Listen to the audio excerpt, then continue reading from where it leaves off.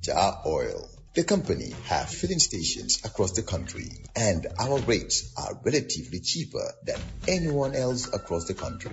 Jar Oil is the biggest producer and distributor of cement in the country with the most competitive prices in the market. If you're an entrepreneur and your business is not yet registered, if you're looking to grow your registered business, or you're an accomplished professional, our Elevate program supports you with access to finance, access to markets, access to capacity building. Sign up now or refer a friend at ecobank.com/elevate. Elevate by EcoBank. A better way, a better Africa.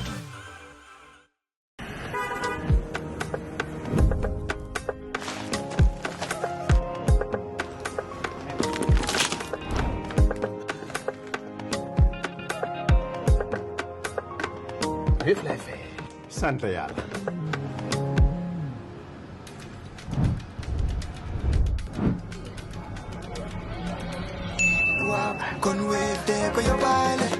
Nga xaar utal Wave nga scan nga fay te nag doo ci yokku dara.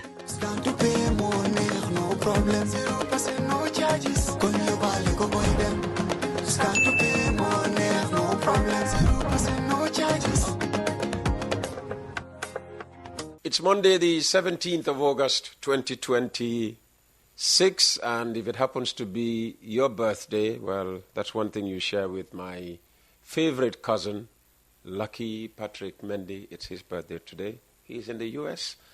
Lucky, I'm sure you'll be watching this production later. Happy birthday to you, special cousin. It's 9:45. The Natip hour will begin at 10 o'clock.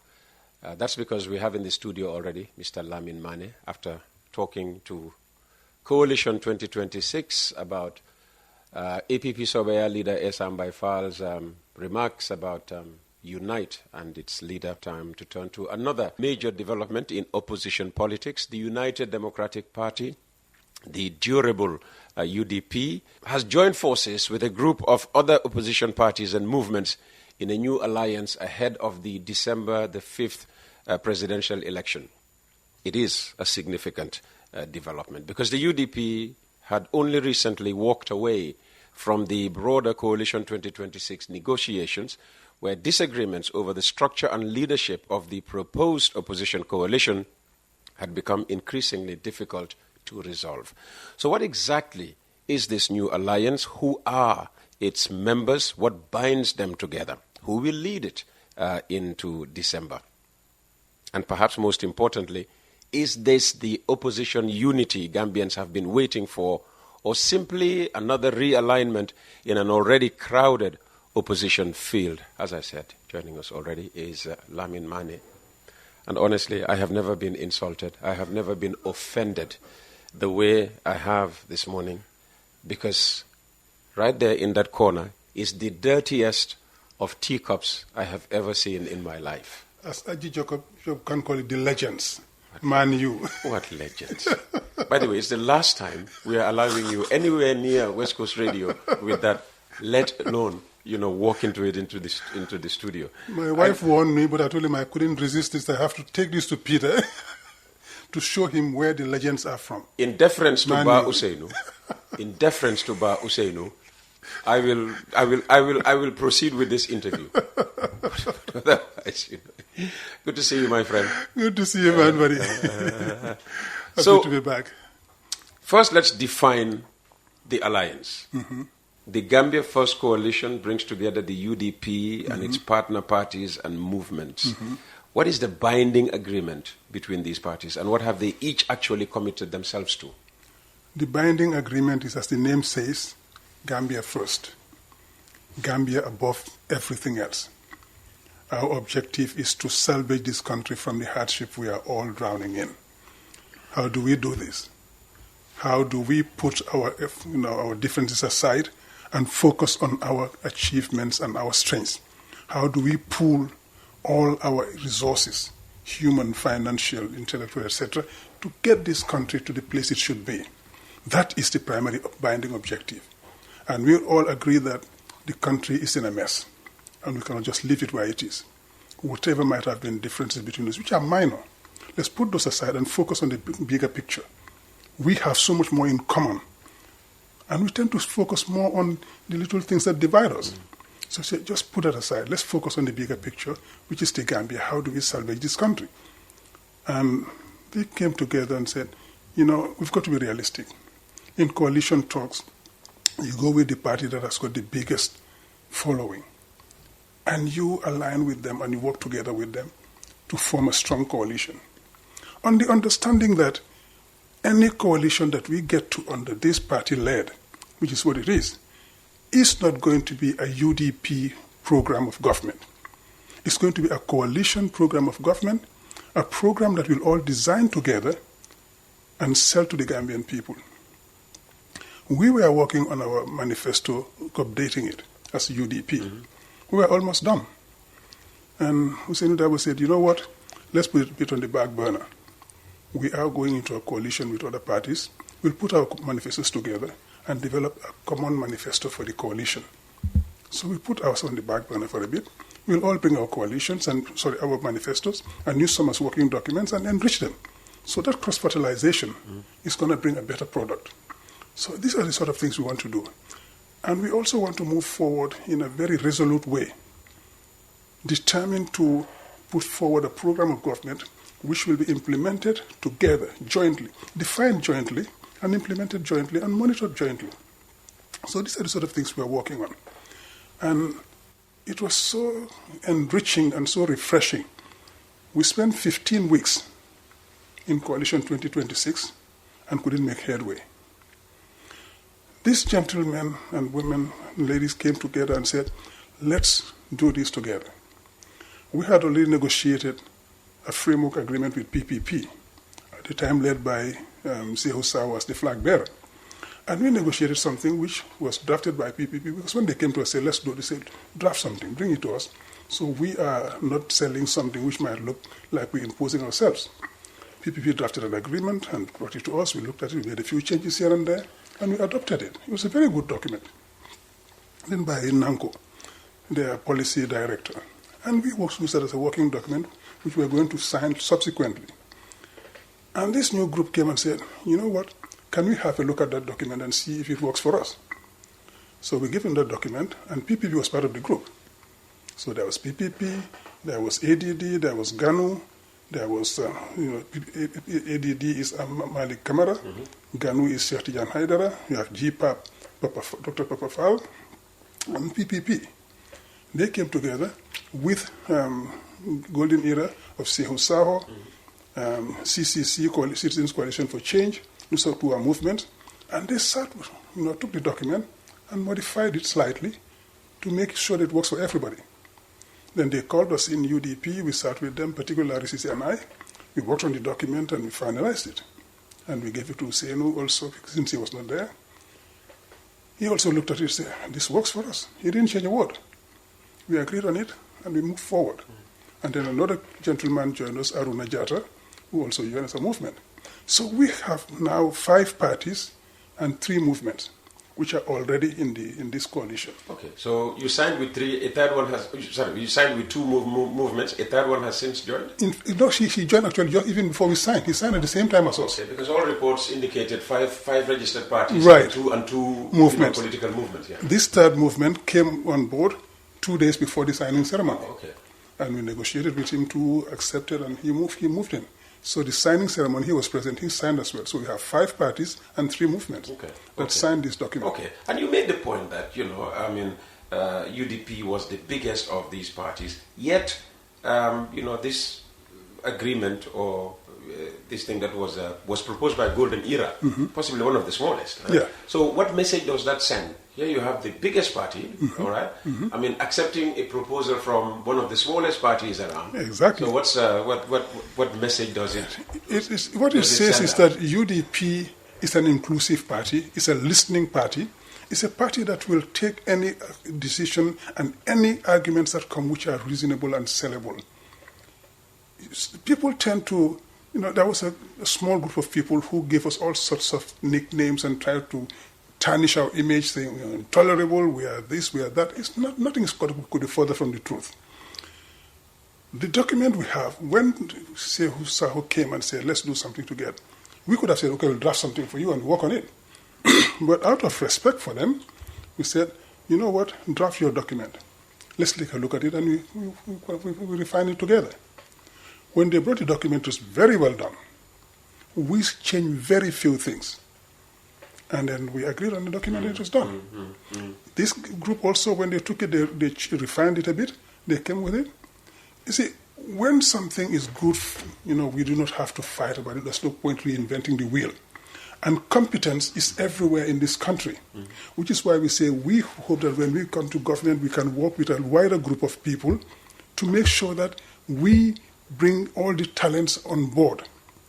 Not just UDP, because if we stay among UDP only, we end up getting intellectual sclerosis.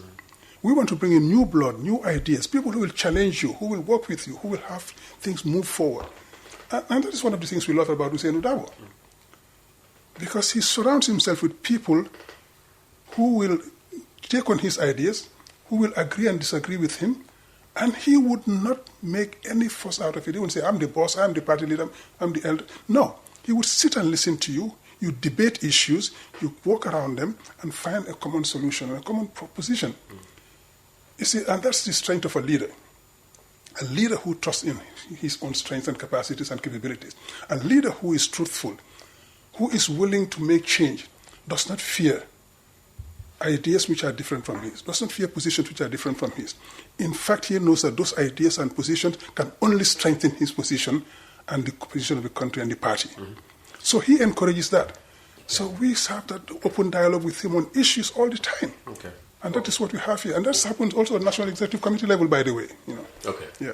All right. You all disagree to agree on all points, on every issue. On which you say no? Yeah, I mean at executive level. Yeah, when we put an issue on the table, as usual, he would introduce us as chairman, and he would come at the end. Okay. He would let us argue it out and discuss and fight it out until we get to something which is a compromise for everybody. And usually he would come in just to endorse, or he would also give his position, and then we discuss his position. We don't agree with him all the time. Most of the time we do, because he has a very reasonable and straightforward position. But sometimes we disagree, and we negotiate, we agree. You see, the importance of these things is to learn to reach a compromise. If it's going to be your way or the highway, it doesn't work. Okay. And what is even more encouraging about that is that we know that when we get to government, we can go to this gentleman, sit with him and say, Mr. Dabo, I think we should look at this differently. Okay. When we think something is wrong in the party, a decision he takes or somebody else takes, we can sit with him and discuss it. And he would welcome the discussion, and we will get better from it. Okay. Yeah. So beyond agreeing on the flag bearer position, which I suppose is automatically, the presidential candidate as well, right? Yeah. What guarantees have been negotiated with the other parties to ensure that this is genuinely a coalition government, as you tried to emphasize at the beginning, rather than simply a UDP-led arrangement with coalition partners, especially after, Thank you. If it does come, I say if, you always say when you come to power. No, it's not if, it's when.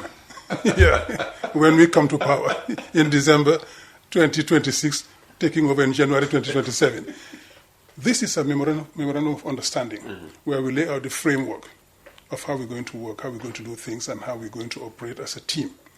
We will sit at one in the near future and do an agreement where we'll work out the details of governing this country after the change.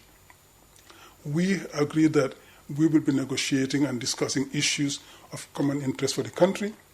We will be discussing how to run this country, how to share responsibilities. Because, you see, for us, it's not power sharing. Oh, it's not power sharing. Power sharing tends to indicate that we are looking for positions and power and money. We are sharing responsibilities. Okay. When we come to government, Peter, we're going to find a very difficult country to manage. The resources of this country have been dilapidated. The management has been torn apart. Corruption is rampant in the country. So we're going to find empty coffers. Yeah. Few people will argue with you on the issue of corruption. Yes. But they will also say that, the country's ability to generate income has been significantly enhanced. Now, GRA collects taxes in the dozens of billions. GRA has enhanced transparency in the structure. That collection has been there before. It's just a resume going to the state. We are having better resource collection and allocation to the state.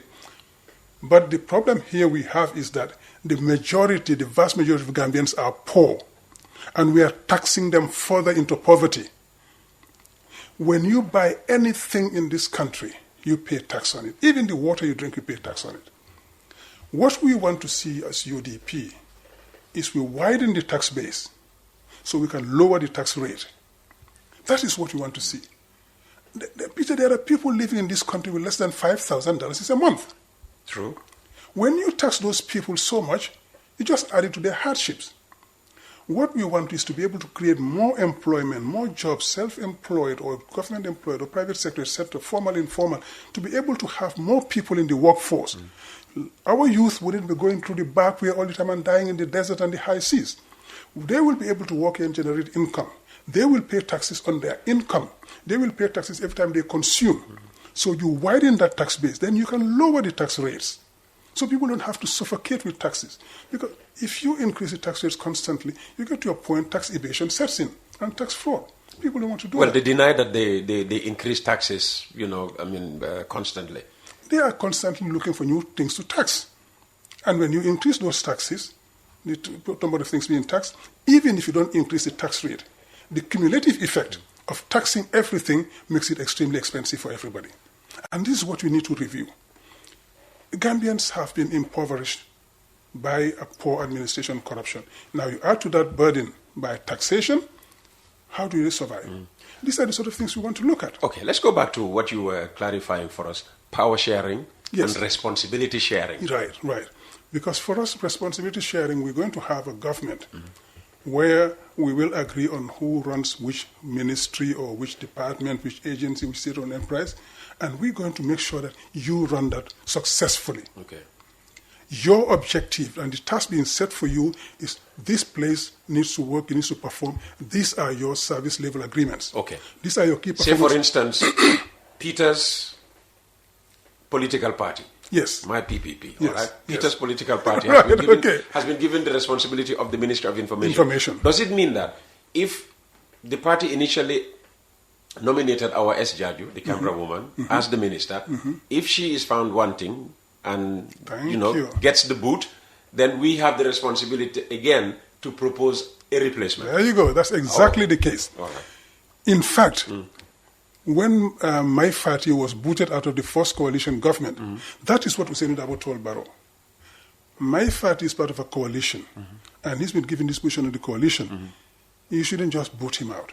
But if you do, let GMC propose a replacement. Okay. Yeah, so that it stays in there. And that is the sort of thing we're going to have. When we say GPAP of Dr. Papafal holds this ministry, if that person does not perform and we need to replace him or her, Papafal's GPAP will propose a replacement. Okay. So what we intend to do, for example, all those ministers and permanent secretaries are going to sign performance contracts to be able to deliver, because what we're going to get is results. Yes. We have promised the Gambian people we're going to deliver, and we're going to make sure that we deliver, and one of the ways of delivering is sign performance contracts. So everybody knows where you're supposed to be at a particular time. And in those sort of situations, what you do, you set up those targets for everybody, and you have ongoing evaluations. It could be bi-monthly, it could be quarterly. You evaluate to see, are we behind target? Are we ahead of target? Are we on target? If you are behind target, we will see, why are you behind target? Do you need more human resources? Do you need more financial resources? What do you need? Material? We find out what you need. If it's justifiable, we provide you with that, with the objective of helping you to succeed and achieve results. These performance contracts are not meant to punish people. It's to make sure that we deliver to the Gambian people. Because we tell the Gambian people, if you give us this country to run, we will deliver and we'll make it better. Okay. And that means setting ourselves targets. Okay. If you don't have the target, you can't measure it. Okay. And this approach, will it only apply to cabinet, senior? No, not just cabinet, but senior positions in the government. Okay. Okay. In the administration, it will be Permanent there. secretaries, Permanent secretaries, managing directors. directors. Yeah, managing directors of SOEs and the like. Oh, okay. And directors will have targets set for you. And then you will negotiate with the people working under you. So everybody will have to deliver. Now, what I mean is, okay, so The again, minister will coming have... back to PPP, PPP will have certain number of positions in SOEs and, Right. MDAs and all Yes, of that. but those positions now will not be PPP negotiating those targets for it. It's the government negotiating those targets. PPP will have a position, for example, you'll be heading GRTS, you'll be heading PURA or whatever. Yeah, leave us in the information sector. Right, That's what exactly. we're interested in. Yeah, exactly. So PPP will have those positions, and the government will be the one setting those targets for the different institutions. So this institution, these ministries will sign performance contracts with the president. And they will sign also performance contracts with the people working under them. So the minister will sign his performance contract with his permanent secretaries, with his directors, etc., with the SOEs. And then those targets will be defined at a governmental level, and we make sure that everybody delivers. And we have a delivery unit. So that delivery unit will be monitoring those performances and working with them and making sure that everybody is on target. If you fall behind target, what can we do to help you succeed? Because the objective is to, as I said, is to help everybody deliver. Okay, all right. So if By the way, my PPP is an imaginary one because political party doesn't exist. But there's a real PPP though. Yes, there's a real PPP. That is part of your coalition. Exactly. So what do you make of this other PPP faction that preempted, your signature of this to join the... Oh, you mean this, the Golden Era Party of Seou Sahel? No, not that one. Not that one. PPP is Oh, part of with Keba Jallow. the Keba Jallow Yeah, faction. well, he's been expelled from the party. So he doesn't represent the party. If they had come to you, of course, the ruling coalition would likely be laughing at you people. Because they would say, if things had gone the other way around, if it was the Manneh party that had gone to, and Keba Jallow had come to you, they'd be laughing at you. So what do you make of Keba Jallow going to... No, if Keba Jallow had come to us, we would have said no. Because he's not the official representative. Because for you, he doesn't exist. He doesn't represent that faction PPP. Doesn't exist. If he comes to us as a person and say we want to support UDP, Maybe yes. that's why he didn't come to you. Maybe. Because we wouldn't have accepted him as PPP. He's not representing PPP. He was the head of PPP and he was voted out. And Usman Manneh Kefal voted in. So if we accept him coming in, we are encouraging, subverting the PPP and the rule of law. We wouldn't have accepted him. So is that what the NPP... That's what they did. The NPP alliance is doing? They know very well that Keba Jallow does not represent PPP. Keba Jallow took IEC to court because he said they accepted Usman Manneh Kefal as the head of PPP, and he was in... I think the case is still ongoing. And NPP knows about that. But they still accept him coming to negotiate with them for supporting them as PPP. No. That's fraud. Oh, that's fraud? It's fraud. And this is what MPP is into all the time. And PPP came out, the real PPP, they came out, they put out a press release, and then eventually went forward and expelled him from the party. And very democratic, they said, we expelled you, but you have 3 months in which to appeal this expulsion if you want. So you have PPP structures are there, you can appeal and, your case will be heard.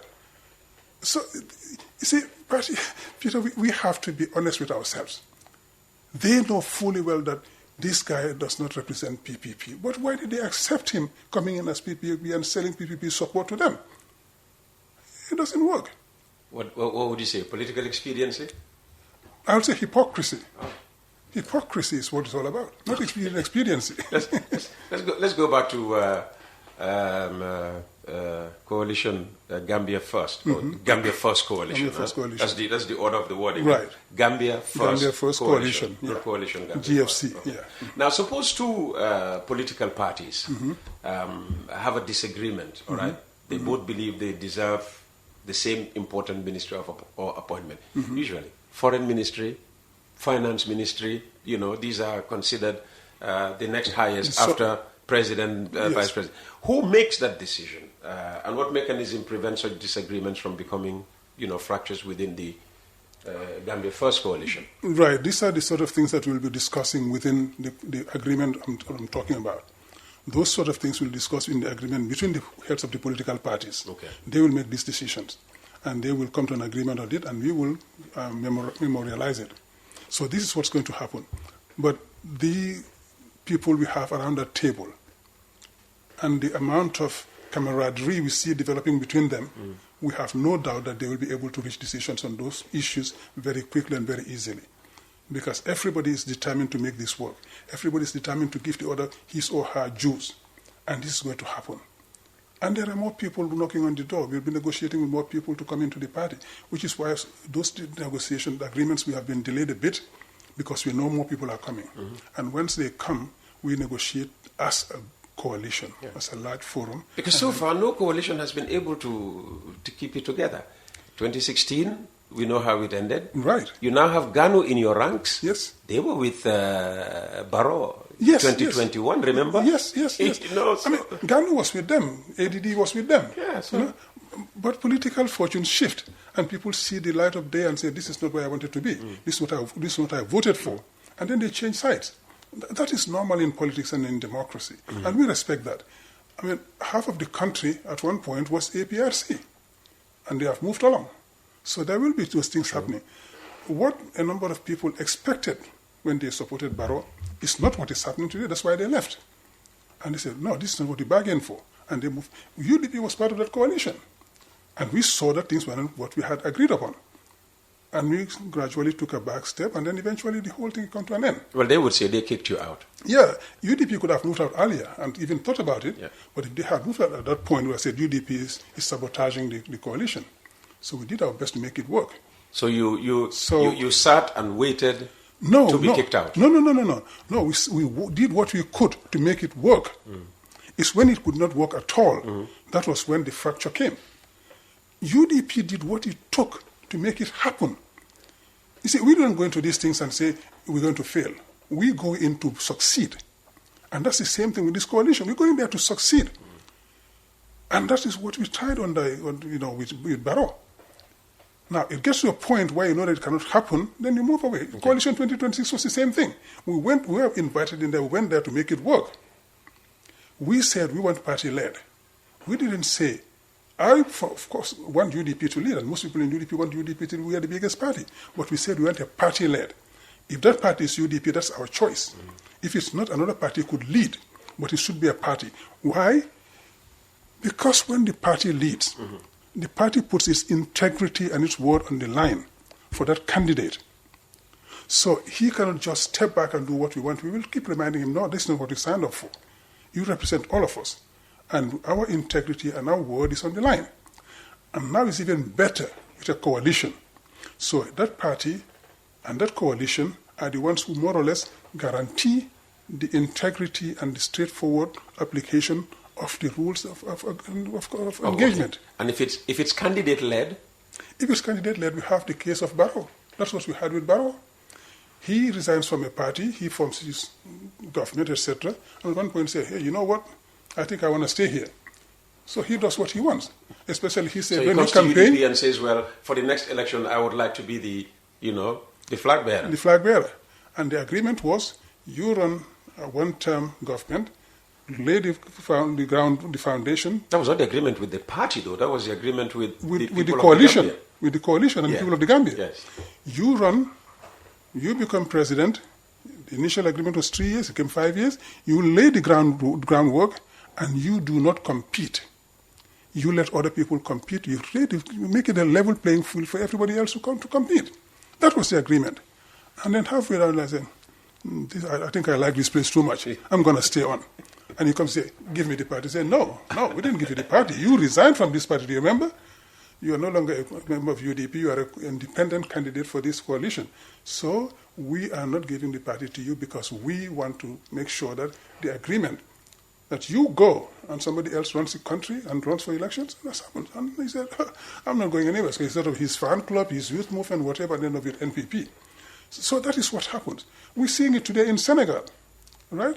So, but if you have a party which has put its reputation on the line, that party will fight to make sure that we keep the agreement going. Secondly, we have to get somebody who has every intention to honor his or her word when he leads that kind of opposition. And that is the kind of person we have in Hussein Dabo. This man has not been anything but sincere all his life. This integrity is beyond doubt. He has held every position in this country, from State Council in the Ministry of Justice to Vice President, party leader, etc. Not one single person has ever accused him of wrongdoing, of misdemeanor or whatever. He was a barrister for 53 years. Not one thing was laid at his door. Head of UDP for 30 years this month. Nothing laid at his door. Minister in cabinet for 2.5 years. All these commissions of inquiries that took place in the country, not once was Hussein Dabo mentioned anywhere. This is the man who, I'm not going to go in there because it's too long. While you were going, so you might have observed that I was struggling with my phone. Yeah. Because once, when we were talking about Barrow and wanting to become flag bearer, you brought up the issue of he resigned from the party. True. While I was talking to Kemo Bojang, the spokesperson of Unite, somebody sent me a text message, which I only saw afterwards. Good morning, Uncle Peter. Why has Talib not resigned from the UDP still now? What's his status? Has he formally resigned from the UDP? And if not, why is... Formally, no. He has not formally resigned from the UDP? Resigned from the party. He resigned from organizing secretary. Yes. But he hasn't formally resigned from the party. But why is the UDP not kicking him out then? No, our rules say if you run for an election in the party, particularly flag bearer, and you lose, and you support another party or you form your own party, you cease to become a member of the party. So that's automatic. He has ceased to become be a member of the party. So as far as we are concerned, he has ceased to become a member of the party by that rule. Okay.